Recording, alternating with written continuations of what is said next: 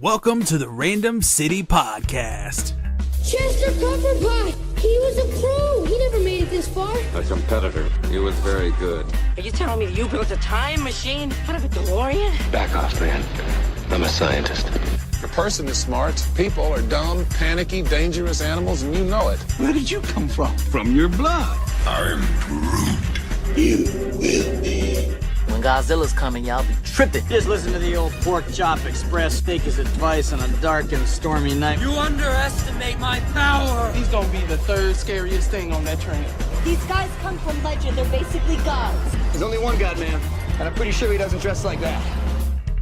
Hello, welcome back to the Random City Podcast. My name is Jimmy in Georgia. I'm here. I'm your host as always. And today we're going to be talking about some more anniversaries of films. That seems to have been my theme as of late, and it'll continue to be so today. One fun thing for me, I guess, I'm testing this audio equipment out here on my new laptop I actually purchased this afternoon. So the past several hours I've been trying to get this new laptop set up and ready to go with all the programs and things that I normally would use on a day-to-day basis. And so I think it's ready to go, and I think it looks like, just judging by the waveforms in the recording program, everything looks to be going pretty good so far. Well, this morning on Thursday, June 29th, we're going to be discussing a couple movies that I tend to really like, and maybe you will as well. So there's two movies I want to start off with, a little bit of discussion, and kind of go over those slightly. Both of those share a 30-year anniversary here within the past few days, either previous or coming up here in the next little while. And the other movies I really want to focus in for the majority of the episode are some of my favorites, sort of, but it's like every other movie franchise anymore, it seems. The two films celebrating their 30th anniversaries this go-round are Spaceballs, which its 30th anniversary was just a few days ago. Depending on who you ask, it might have been a couple more days ago. We'll get there. And the other one is coming up here in just a couple days, next Monday, which I hope to have a special episode out on that Monday. I talked about that last week, that I may from time to time have another episode during the week. And I'm thinking July 3rd, I will have an episode out, hopefully, for your listening enjoyment if you care to listen and enjoy it, and if not, I'm sorry. But anyway, Spaceballs came out either on the 24th or 26th of June, 1987. I've seen varying accounts depending on which website you look at. And then also July 3rd, Adventures in Babysitting came out in 1987. So both of those have their 30th anniversary, right here in this time of year. And then the main part of the show is going to be Men in Black. Men in Black has its 20-year anniversary coming up on Monday, actually. The 3rd, which would have been appropriate to talk about on Monday, but I have something else in mind for Monday. And then also, Men in Black 2 has a 15-year anniversary coming up on Monday. I really enjoy those films. Like most people, the second one was a little disappointing, but overall, I still like the franchise. And, who knows what's going to happen with that. I'm sure at some point it'll be rebooted, just because everything that makes money is rebooted at some point within Hollywood. I want to go back and talk about these two movies that came out when I was 9 years old that I've loved for 30 years at this point, and I think that sounds like a good time. And so we're going to start off with Spaceballs, and I don't really have a lot of notes for this. Sometimes I try to go in and make some notes and really have something of interest to say, and I have a couple things like that. I saw some trivia here the last few days. I thought, well, that'd be interesting to share. You're probably familiar with what Spaceballs is. It was mostly a Star Wars parody back in 1987. Wasn't a total Star Wars parody. There were other things that were parodied and other, comedy things that happened there. And some of it's just funny for being funny. It was just a Mel Brooks silly comedy. One thing I think's funny about Spaceballs was how meta it was before meta was cool. It was a hipster movie. I love the whole bit where they're watching the movie on the video cassette, theoretically, while the movie is being played in the theaters, and then they're fast forwarding and they're like, the whole bit of when is then now is great. Michael Winslow from Police Academy's in it. I always think that's cool. I love the scene where Darth Helmet is playing with his Spaceballs action figures. And fun fact here that I saw the other day on Mental Floss. Apparently, not that he had to, I guess, but George Lucas kind of gave some sort of a blessing on the film, as long as they didn't make merchandise. I don't know. That seems a little weird to me, but that's the rumor, I guess. Another thing I thought was interesting based on the Mental Floss article I saw. Apparently, Bill Pullman was the third choice for his role in the film. Apparently, Mel Brooks offered that role to Tom Hanks and to Tom Cruise, and they both turned him down, which is interesting. And then another just random fact, again, I saw Mental Floss, was R.L. Stine is connected to the only piece of tie-in merchandise that came out for Spaceballs back in the 1980s. And that was, he wrote the Spaceballs, the book. And I've never seen that. Now that I know that's a thing, I kind of think that would be fun to seek out and to listen to or read or something. But I don't know. We'll figure that out at some point. I think that's kind of a fun fact. And another thing you may not know, I saw a few of these episodes a couple years back. I want to say around 10 years ago, and I may be wrong. I don't have a whole lot of notes on Spaceballs. There was an animated series. There was 13 episodes, and I think I saw the first 2 episodes, and both of those were kind of rehashing of what was going on in the movie. So I'm not sure what material was covered over the whole series. I haven't seen the entire thing, but again, there is some other Spaceballs material out there. And again, this is one of those movies for 30 years. There's been rumors of another movie. One thing I saw on the internet was the sequel at one point, and in the movie they call it the Search for More Money or something. But at some point there was a rumored title of Spaceballs 2 being Spaceballs 3, The Search for Spaceballs 2. That sounds pretty great to me. And of course people have been throwing around the idea of the Schwartz Awakens. But yeah, Dark Helmet I enjoyed. I can't even think of Bill Pullman's character's name. I want to say Star-Lord. Obviously it's not Star-Lord. John Candy was great in this film as Barf. I talked about this a few weeks ago when I talked about Aliens. There's a great scene in there where John Hurt kind of reprises his role from Aliens and has the alien burst out of his chest at the diner at the end of the movie. It's a funny little movie. It's not quite as silly as an Airplane or a Naked Gun type parody, but it's pretty silly. Bill Pullman played Lone Star, which is the one I was having a hard time remembering. I love the joke, at least, that George Weiner was Colonel Sanders. I don't know. There's some funny stuff in this movie. The whole idea of it's kind of the Death Star thing. I don't even remember what they call it. Spaceball 1 or something. Turns into a giant maid, like a mechanical maid, and starts sucking out the atmosphere of Druidia, if I remember correctly. Just some silly stuff in there. And I love the Planet of the Apes thing at the end. Anyway, Rick Moranis. I mean, this had a great cast, had some funny jokes. It was a good parody. It really was. A lot higher quality of a parody than some that are out there. And I guess that's all I want to say about Spaceballs. Okay, so the other one, July 3rd, 1987, Adventures in Babysitting came out. And I'm not sure exactly when, but I'm pretty sure both of these movies I was out in the theaters to see, because I remember talking to my friends when we got back to school, especially about Spaceballs. And then Adventures in Babysitting, I might not have seen that until it came out on VHS. I don't remember, but either way, I love this movie growing up. There's interesting things in there that probably 9-year-old kids shouldn't see, I guess, but whatever. I'd say that every time I talk about an 80s movie, I think. I don't know, I just think about a lot of these movies. I have an 8-year-old nephew, and I would not let him watch most of these things, at least not right now. So anyway, this movie, Adventures in Babysitting, directed by Chris Columbus. This was his first directorial job on a major motion picture. He went on to do Home Alone 2, Mrs. Doubtfire, a couple of the Harry Potter movies, one of the Percy Jackson movies, Pixels, all sorts of things that I've enjoyed over the years. So Chris Columbus, great director in my opinion of these types of films. He also, fun fact, was the writer on Goonies. He did the screenplay for Goonies, so cool stuff.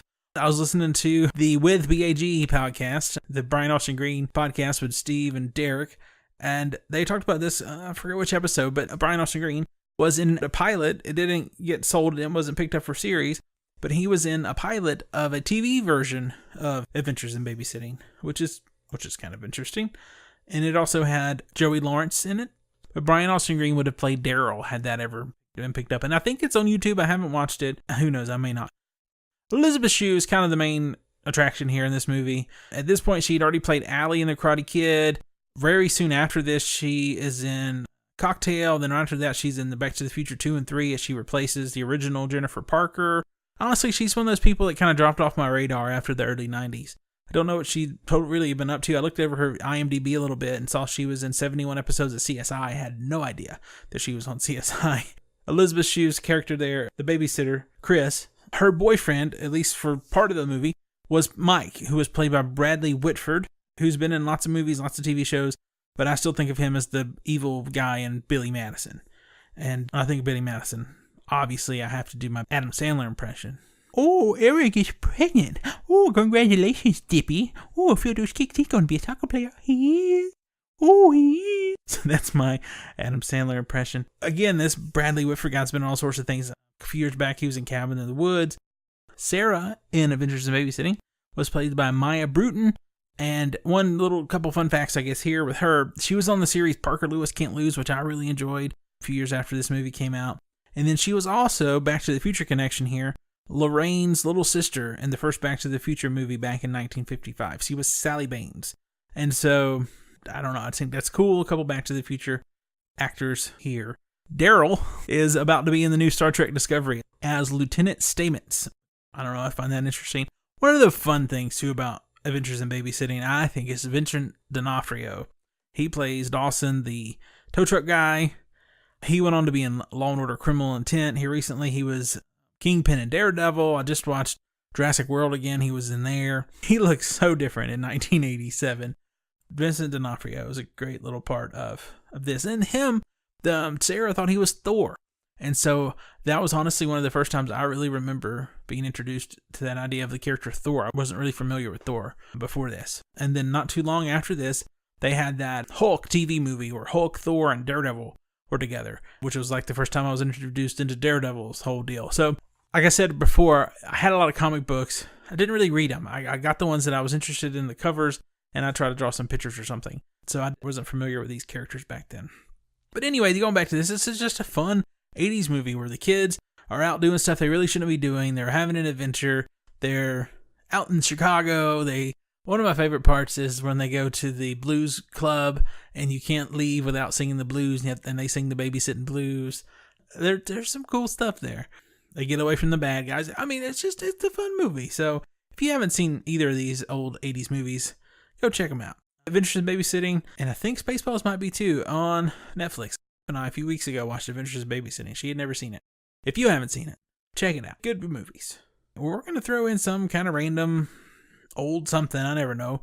And then we'll be back. We're going to talk some Men in Black movies. The Men in Black. Agents J and K hunt down Mikey. Nice disguise. Blast him! Now Agent J spots trouble. It's Alien Anchor jumping out of his skin. You're history. Taking down aliens. The Men in Black. New Men in Black action figures and scum of the universe. Each sold separately. Count me in. Like the all-new BK Chicken Caesar Salad, the tasty BK Veggie, and the fabulous Chicken Whopper. I want one of those. Burger King is teaming up with Men in Black 2 to bring you all the excitement, variety, and value you can handle. Like a BK Hamburger Kids Meal and Toy at just $1.99. It's one of the best deals on earth. Second standard? Burger King's got something for the whole family, no matter what family you come from. At BK, you got it. All right, so let's talk Men in Black. All right, so your big cast: Tommy Lee Jones, Will Smith, Agent K, Agent J. Men in Black debuted July 3rd, 1997. This is one of those movies, almost immediately, me and my friends in college were watching this. We loved it. Much like the other Will Smith movie that had come out the year before.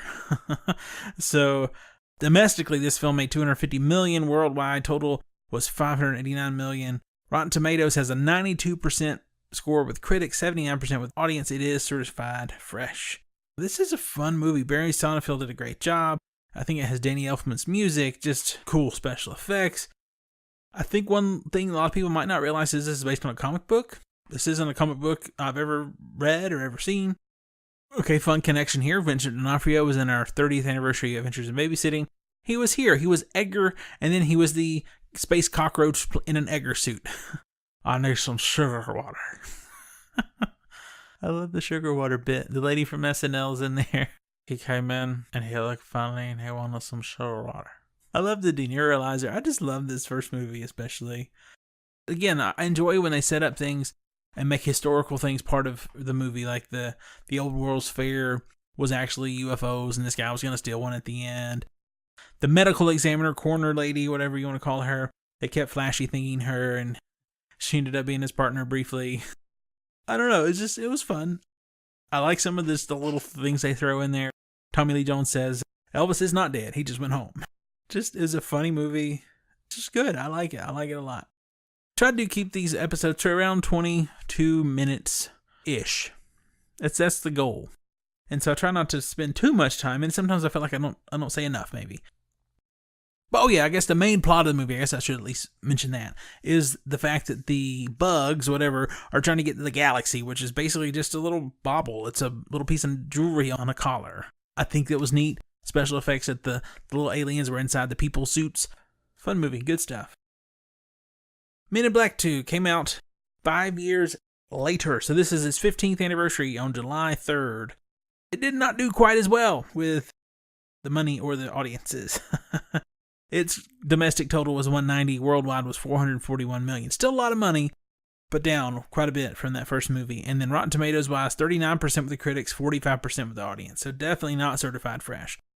And again, I love Men in Black. I enjoyed the second movie. I saw things that I didn't like, just like most sequels, I guess, at this point. They tried to redo things in the first one, which is what most sequels do. Some of those things were successful, some of them weren't. I liked some of the random cameos in there, like they had Michael Jackson. I thought that was kind of interesting. I liked some of the I forgot the name of the fake program, but they basically had like an In Search Of or a Unsolved Mysteries type show where they were telling the real stories of what actually happened. They went back into Agent K's backstory really in-depthly, actually, and brought him back into the fold. Honestly, enjoyed it. For the most part, there were definitely some parts, whatever. There was some humor that didn't quite land. They had the guy from MTV. Some of it just wasn't quite there. They tried.